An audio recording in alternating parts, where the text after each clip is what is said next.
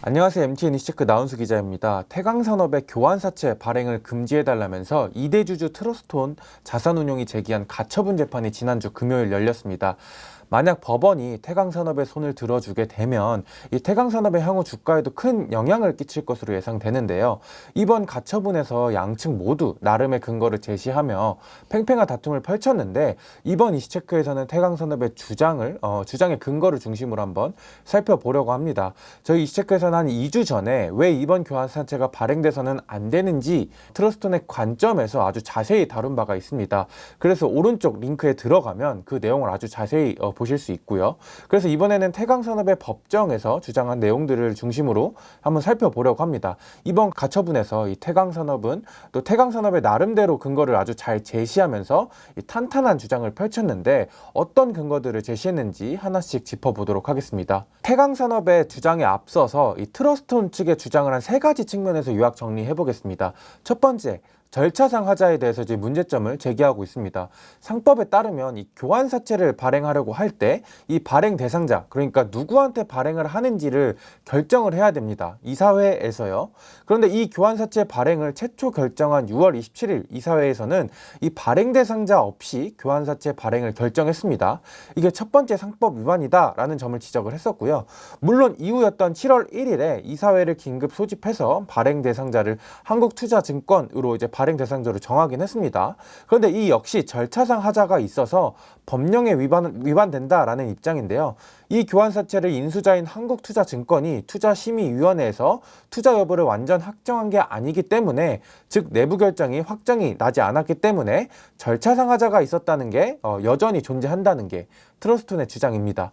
두 번째, 자사주를 대상으로 한 교환사채 발행은, 줄여서 이 자사주 교환사채 발행은 제3자에게 신주를 배정하는 전환사채와 같이 취급을 해야 된다라는 주장입니다. 전환사채는 투자자가 투자 원금 대신 주식으로 전환해달라고 요구를 하면 회사가 신주를 발행해줘야 되는 사채입니다. 그런데 신주 발행을 하게 되면 기존 주주들의 지분율이 희석되게 되겠죠. 기존 주주들이 전환사채로 인해서 주식이 이렇게 신주가 발행이 되면 피해를 볼 수 있기 때문에 우리 상법은 일정 조건 하에서만 전환사채 발행이 가능하도록 법에서 제한을 하고 있습니다.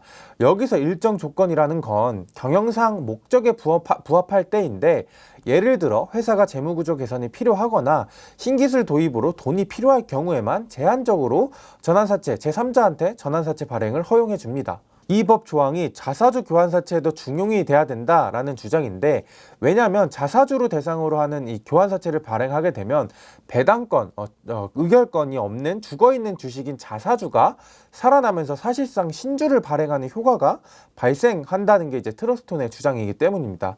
그래서 이 신주를 발행하는 전환사채를 보호해주는 이 조항, 상법 조항이 이 자사주 교환사채에도 적용이 돼야 된다라는 거죠.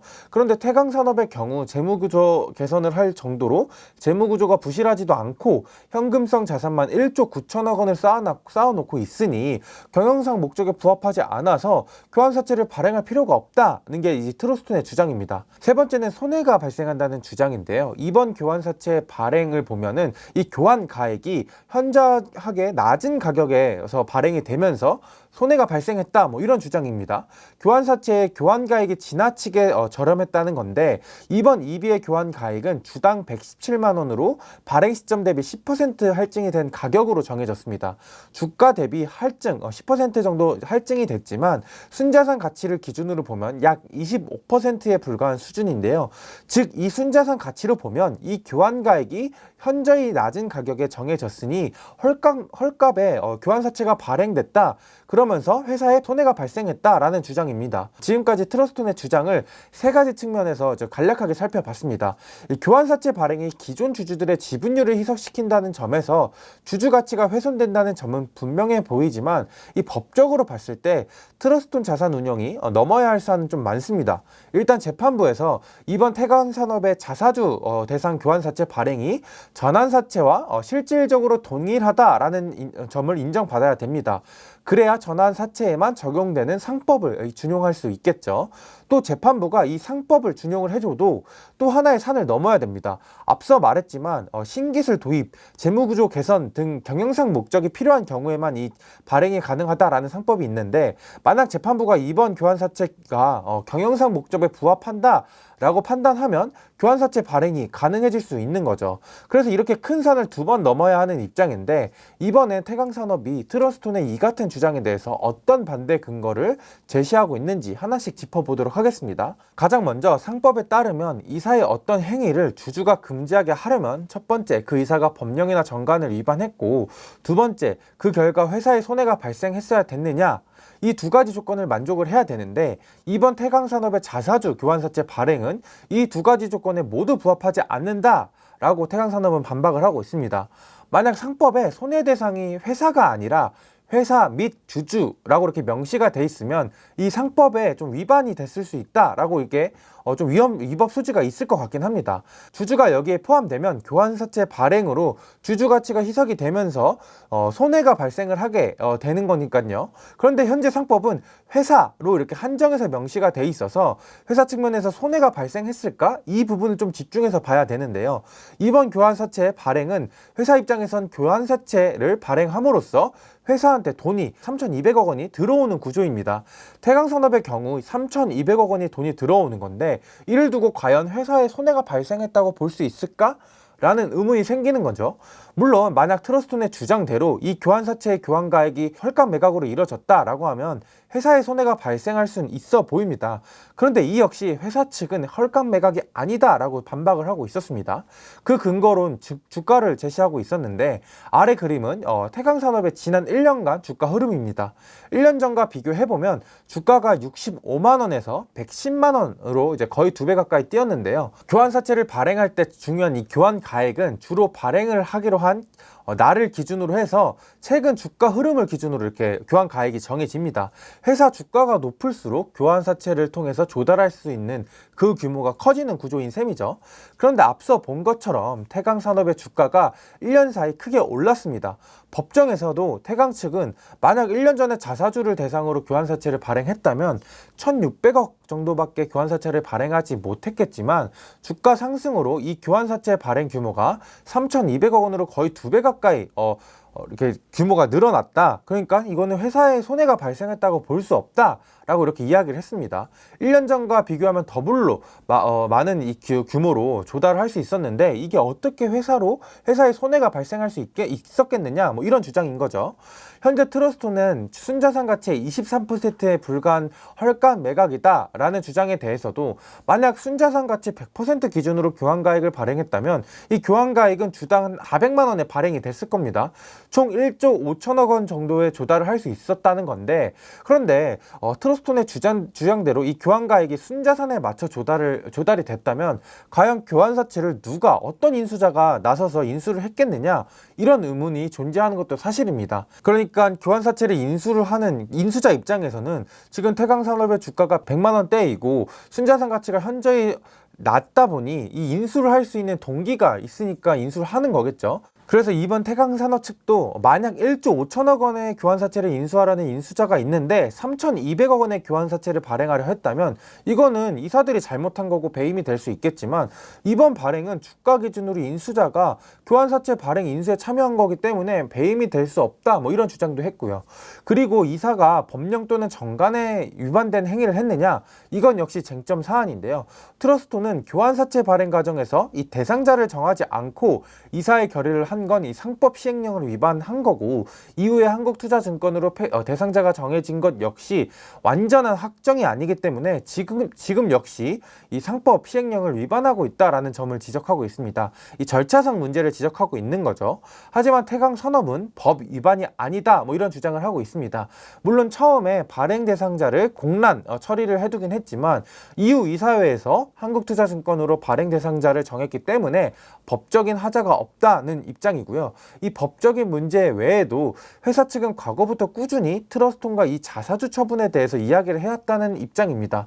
그러니까 예전부터 이런 염두를 했다라는 좀 여지를 주장을 하고 있는 거죠. 태강 측이 이렇게 이야기를 하는 건 트러스톤이 이번 교환사채 발행이 굉장히 급하게 이뤄졌다. 급하게 이뤄진 건 이대주주인 트러스톤의 지분율을 희석시키기 위함이다. 이런 주장을 이번에 했기 때문입니다. 근데 태강 측은 아니다. 과거부터 면밀히 검토해서 이렇게 교환사채가 이뤄졌다. 이런 인식의 주장을 재판에서 반박을 했습니다. 과거에 트러스톤 측이 자사주를 어떻게 이거 할 거냐 이렇게 물어봤는데 회사 측은 그때 M&A를 할 때 자사주를 활용할 거다 이런 입장을 표명을 해왔던 거고, 이는 과거부터 자사주 활용에 대한 향후 계획을 밝힌 거다 이런 입장을 반박을 하고 있었고요.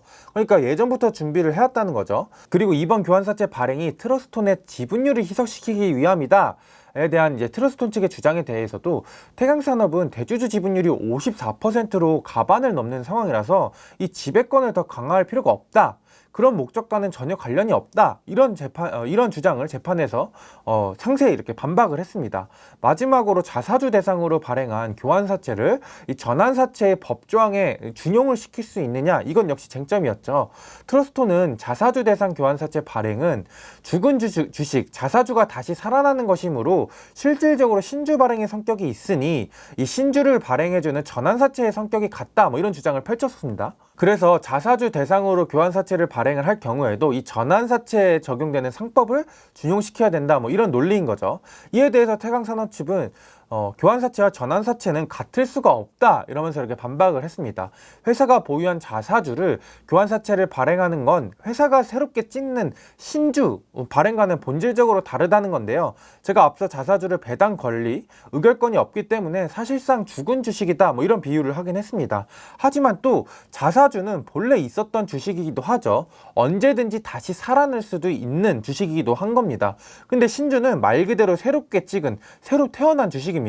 자사주 처분이 죽었던 주식이 다시 살아난 거라면 신주는 없었던 게 새롭게 태어났다 이런 거죠. 이렇게 본질적으로 다른데, 즉 출신이 다른데 전환사채에 적용하는 법을 어떻게 이 교환사채에 적용을 할 수 있겠느냐, 이 법을 준용하는 건 말이 안 된다라는 게 태강 측의 주장입니다. 여기에 태강 측은 한 발 더 나아갑니다. 만약 앞서 말한 상법이 유추 적용된다 한들 이 역시 경영상 목적에 필요한 발행이다라는 건데요. 태강산업은 기존 사업 부분인 석유화학 사업에서 벗어나서 현재 신사업 진출을 추진 중입니다. 실제로 화장품 사업을 하는 애경사업 인수를 추진 중이기도 하고요. 이 애경산업의 인수를 위해선 대규모 자금 조달이 필요하다. 즉 경영상 목적이 부합한다. 그래서 교환사채를 발행하는 거다 이런 주장인 거죠. 현재 M&A 업계에서 추정되는 애경산업의 인수 가격은 약 6천억 원 정도로 추정이 됩니다. 앞서 태강산업의 현금성 자산이 1조 9천억 원 정도 있는데, 그럼 굳이 교환사채를 발행해서 자금을 조달해야 되느냐, 이런 의문도 존재를 하는데요. 태강 측은 1조 9천억 원 중에서 운영 예비비 5,600억 원, 기존 석화 사업에 대한 투자 2,700억 원, 다른 신사업 투자금 8,500억 원 등을 다 계산을 하면 앞으로 현금이 약 4천억 원 정도 부족할 것으로 예상되므로 자금 조달, 그러니까 교환사채를 발행을 통해서 자금 조달이 필요하다라는 입장입니다. 그리고 이 자금 조달을 위해서 다른 방안, 즉 회사채, 유상증자 등을 고려를 하긴 했지만 회사채는 이자 비용에 대한 부담이 있고 유상증자는 신주를 발행해야 돼서 주주 가치를 희석되는 점을 고려하면 교환사채가 가장 적합한 발행이었다. 라는 게 이제 그런 태강산업 측의 주장입니다. 또 이번 교환사채의 경우 이자율이 0%이기 때문에 이자 부담이 없어서 회사 입장에서는 이번에 굉장히 메리트가 있는 교환사채 발행이다. 이런 주장까지 했습니다. 네, 오늘은 지난주에 있었던 태강산업 가처분에 대한 내용들, 그리고 그거에 대한 내용들 중에 이제 태강산업의 주장을 좀 중심으로 해서 좀 살펴봤습니다. 좀 지금 보신 것처럼 태강산업도 태강산업의 나름대로의 좀 주장이 좀 탄탄한 것으로 좀 보이고요. 실제로 좀 저번 주에 가처분을 직접 갔다 온 입장으로서 굉장히 태강산업이 준비를 많이 했구나 라는 걸 좀 느낄 수 있었습니다. 네, 이번 이 가처분 재판의 결정은 한 8월 초 정도로 예상이 되는데요. 이 결정에 대해서 조금 더 유의미한 부분들이 있으면 제 이체크에서도 또 한번 다뤄보도록 하겠습니다. 네, 제가 준비한 이체크는 여기까지고요. 다음에는 더 유익하고 재밌는 컨텐츠로 찾아뵙도록 하겠습니다. 지금까지 시청해주신 구독자 여러분들 감사합니다.